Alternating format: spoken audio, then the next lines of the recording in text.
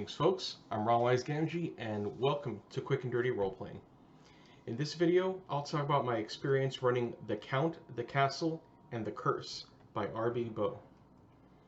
Although this adventure was specifically designed to be played with Shadowdark, I ran it using another system I'm playtesting, so I had to adjust certain mechanics in order to make it work, which was fairly easy due to this system having a very similar amount of numerical granularity compared to the OSR adjacent Shadowdark. As far as running the adventure straight from the product was concerned, it was very accommodating in that regard, right from the introduction onward. Granted, there were times when the players did stuff that wasn't quite covered with regards to investigating points of interest, such as lighting furniture on fire. But when stuff like that happened, I simply allowed the fiction to play out in a logical manner. Speaking of how things played out, among the most prominent game mechanics specific to this adventure was the stress level, which acted as the ever-shifting universal target number for every roll the players made. The stress level would rise whenever the PCs witnessed a horrifying event, at the beginning of every real-time hour, whenever the PCs rolled the absolute lowest number, whenever they were in total darkness, etc. And there were also some occasions that would lower the stress level, such as whenever they shared a strong drink among companions, or whenever they rolled a critical result, or whenever they found a trinket from their background, or whenever they gave in to their vampirism. Yes, at the start of the adventure, they discovered that they're going through the early stages of vampirism and are able to consume blood to become more vampire-like, which had its own pros and cons. Overall, the stress level mechanic is there to support the horror theme of this adventure, and by and large, it does a good job at doing so. The only instance where it seemed out of place when I ran this adventure was when the PCs got into a scuffle with the waiter at the ballroom. The stress level was 18 at the time, and the dice were not on their side. It was as if the Count hired Kato from the Green Hornet to be his waiter. In that instance, I probably shouldn't even had the PC's roll to get aggressive with him, seeing as this human waiter holding his own against 4 adventurers strained credulity. Despite the PCs being pretty damn hardy at first level for the system I was playtesting, it turns out the 2 most dangerous factors of this adventure were the clock and their decisions.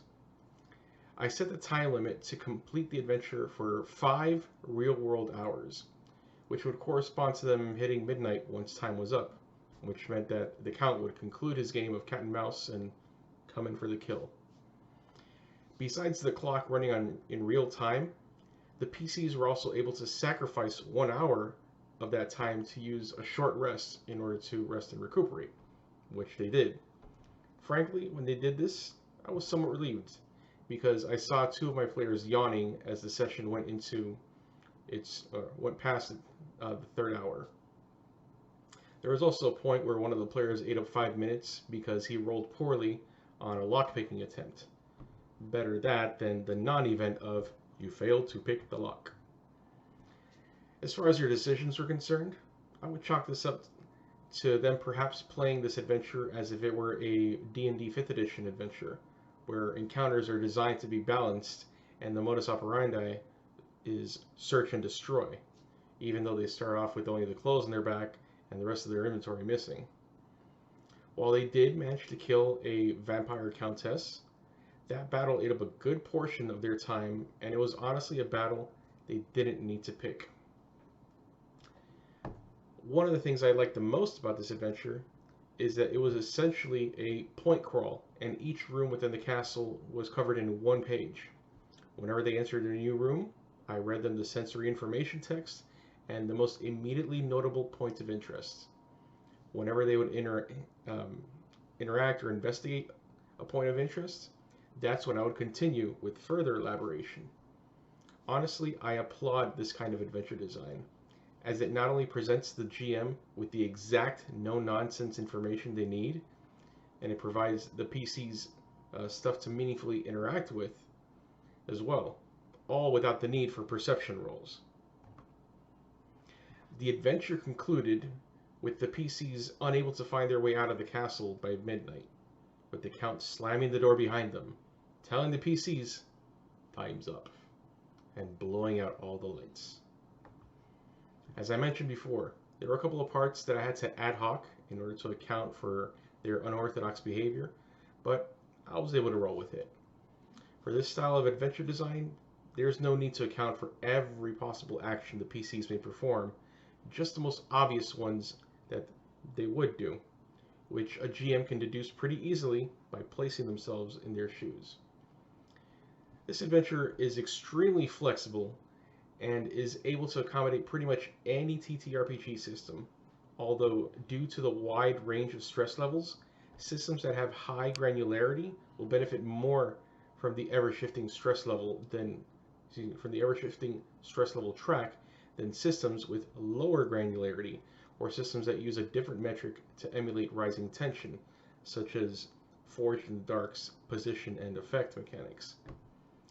Aside from this adventure, I also hope to run at least one of the dungeons found in Crown and Skull, which uses dice rolls to navigate certain areas, different areas of the dungeon while generating encounters along the way. I suspect that the game mechanics in Crown and Skull would fit better with the Count, the Castle, and the Curse than the system I was playtesting due to its high lethality. Perhaps I'll use that the next time I run this adventure. If you like this video, please like, share, and subscribe. If you'd like to leave a comment, please keep it respectful and relevant.